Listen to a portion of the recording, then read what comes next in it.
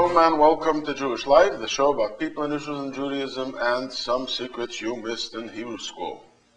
On our show, we have discussed art quite a few times. We've introduced you to some Hasidic artists. Art, an expression of our past. Art that expresses our present the way we like to see it. And of course, art expresses our hopes, our dreams, and our future. Even as the camera is rolling and virtual imagery is able to produce anything you want with today's technology, somehow the artist has not lost his favor upon the people. He takes their hearts, he takes their minds, he takes their hopes, he takes their dreams, puts it on canvas, and you're going to see it all over. Whether it is the king's palace, the royal palace, presidential palaces, or ordinary homes. Even your plain folk would like to get at least a duplicate of some painter's work that identifies with his heart and his emotions and his feelings. Therefore, I'm pleased to have with me today as my guest, Mr. Raphael Nouril. He is an artist who was born in Iran, Azerbaijan, and Persia, and he now lives in London and is here in the United States on the occasion of an exhibition of his work. Welcome to New York, and thanks for coming to the show. Let us start with your profession. Sure. What type of artist, in broad terms, do you consider yourself? Well, I consider myself classical painter, artist, and I'm not a modern painter. Abstract? No, not abstract, not cubism. I like realism, but not realism like a camera does. A step forward. Like, I like to paint everything, but include feeling and emotion, something which camera lacks. Who did you paint throughout your career? How long ago did you start your career? Well, I started my career, I started painting when I was 10 years old, right? My career, I started. Who did you paint then? Who commissioned you? Very interesting, very interesting. When I was a child in the school, right? Two favorite characters I paint for every single member of my class. Tarzan and Moses the Prophet. Uh-huh. So these were your two opposites. Yeah, and every friend, he had two copies. Tarzan, Moses. Tarzan, Moses. That's where you started.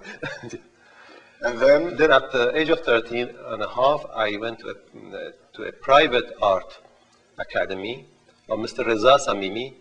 He was an eminent portrait painter of King of Iran. I studied there for 4 years.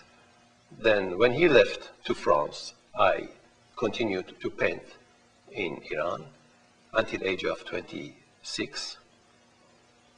Then I went to France, to École des Beaux-Arts, the renowned art school there. Then from Paris, I went to Israel, and I married. I came back to Iran I lived 3.5 years. And when I was in Iran, I had gallery, I had studio. You had your own gallery in your own studio, and you were doing what? You were doing portraits?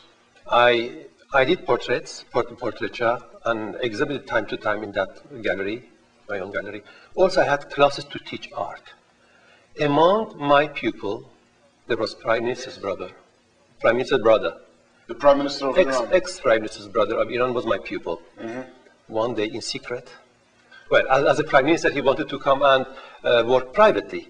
Right. Understandable. He was sitting in one corner of the studio, and I was sitting in the other corner of the studio and painting. Whenever he needed me, he used to call me. I used to go and make a comment over his work. One day, as he was painting, I must tell you something. When you paint, like you drink a little bit of alcoholic drinks, things slips out of your mouth. You don't speak in normal circumstances. As I was painting... Is that an admission of an artist? I don't know. As he was painting and I was painting, he broke the silence. He said to me, Raphael, why do you live in this country? I said, what is wrong with this country? Nothing, you're Jewish. I said, Judaism is my religion.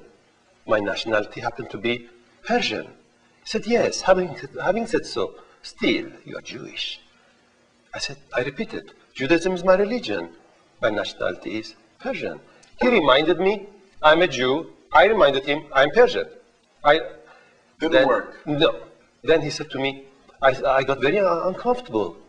I said, do you realize, Mr. Razmara was his name, we Jews have history of 2,500 years since Queen Esther. In this country? In this country, even deeper than Islam.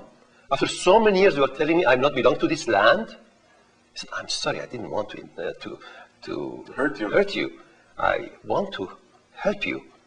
Sooner or later will be a revolution. Then you minority, especially Jewish people, will be in trouble. Get out of here. Just like that? Just like that. I was frightened. I thought maybe it's a secret police or Savak or something. He was trying to catch me. I tried to be a bit smart. I said, no, there is nothing better than this country. I had to say that. Then he said, don't be smart. I'm not Savak. I just like you. You're a good artist. Get out of here. Wow. I always wanted to go so as you an saved artist. your life practically this way. No, I always wanted to go and live in Europe. For art is a wider place. In London, Paris. But what he said, it was push.